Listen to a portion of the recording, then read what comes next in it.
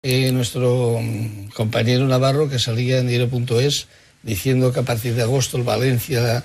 Yo, como no me termino de aclarar en estas cosas... 2 de agosto. ¿Eh? El 2 de agosto.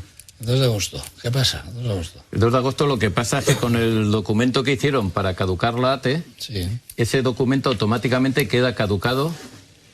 Dieron dos años para su caducidad. Entonces, si en 2 años no se le daba una solución, ese documento caduca, con lo cual entra de nuevo la ATE.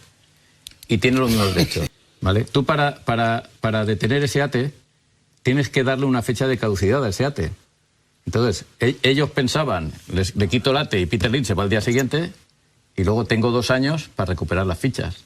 El problema es que Peter Lynch les aguanta y van a pasar los 2 años. Entonces ahora el problema que tiene el ayuntamiento es que ahora o saca las fichas y le hace un acuerdo al Valencia, o el Valencia a partir del 2 de agosto tiene los mismos derechos que tenía antes. Que hizo Sandra Gómez. Correcto. ¿No? Sí, sí. Digo yo. Sí, sí, pero o le dan las licencias ahora, o el 2 de agosto sin licencia puede meter las máquinas en el campo. O sea, quiere decir que sí o sí. Sí, sí. O sea, entonces el problema del ayuntamiento. El problema está solucionado. Empiezan las obras y tenemos mundial. Bueno, el día 3. Si las quiere empezar el 3 de agosto, sí. Claro. Pero es que yo creo que va a tener la solución antes del 3 de agosto. No, él puede meter las máquinas sin las licencias. Si no es que recupera todos los derechos y el tercero y todo, y ya no está obligado a hacer el polideportivo.